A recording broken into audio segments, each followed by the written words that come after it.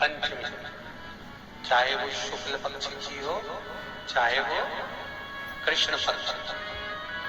श्रावण महीने की पंचमी के दिन शंकर भगवान पर जिस जिस परिवार के व्यक्ति का कांवड़ जल हमने बताया है आपको, जरूरी नहीं है कि डंडा बांधकर 2 कांवड़ के जल के लोटे लेकर जाओ, आप अपने हाथ में भी 2 पात्र लेकर जा सकते हैं। पंचमी तिथि के दिन हाथ में 2 लोटे जल के, 2 कलश जल के जब हम शंकर भगवान को चढ़ाते हैं तो ऊपर जो कमंडल होता है शिव जी के ऊपर जलधारी होती है, जिसमें जया विष्णुहरा शामली बारी दौतली और देव शंकर भगवान की 5 बेटियां जिसमें विराजमान होती हैं। जब हम जल समर्पित करते हैं, हमारे पीढ़ी में परिवार में अगर कोई अधोगति में मर गया होता है, कुंवारी अवस्था में चले गया होता है, गर्भ में मर गया होता है, गर्भ के बाहर निकल कर भी अगर कुंवारी अवस्था में चले गया होता है, तो श्रावण महीने की दोनों पंचमी पर परिवार का अगर कोई एक व्यक्ति भी जल चढ़ा देता है शंकर भगवान पर, तो सर्प की योनि में नहीं पड़ता, जीव मुक्त हो जाता है। प्रेत की योनि में, सर्प की योनि से मुक्त हो जाता है।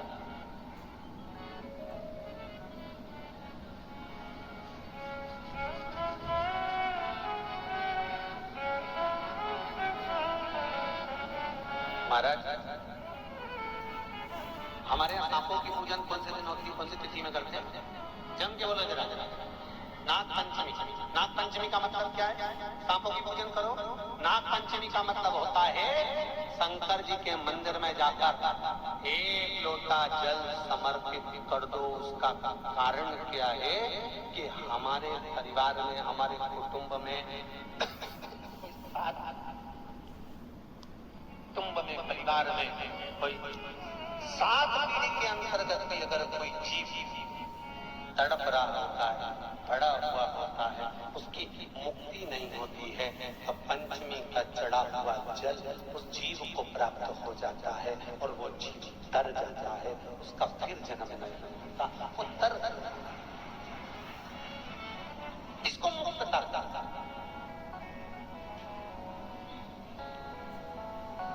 इसको मोक्ष करता था।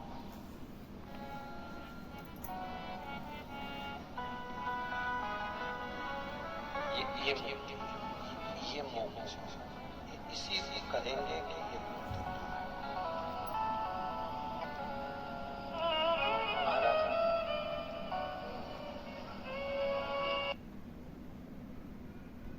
श्री शिवाय नमस्तुभ्यम। प्रदीप मिश्रा जी ने बताया कि पंचमी के दिन अगर हम 2 लोटा जल भगवान शिव को अर्पित कर देते हैं, तो अगर हमारे परिवार में या खानदान में कोई भी बाल अवस्था में चला गया है, या वो भूत या प्रेत की योनि में या सर्प की योनि में चला गया है, तो उसको वहाँ से मुक्ति मिल जाएगी और उसको और हमारे घर में जो भी पितर दोष होते हैं वो सभी खत्म हो जाएंगे। प्रदीप मिश्रा जी ने बताया कि पंचमी के दिन 2 लोटा जल परिवार से कोई भी सदस्य जाकर अर्पित कर सकता है, जिससे हमारे घर में सुख शांति और समृद्धि होती है। प्रदीप मिश्रा जी ने बताया कि सिर्फ 2 लोटा जल ही पंचमी के दिन भगवान शिव को अर्पित करना है।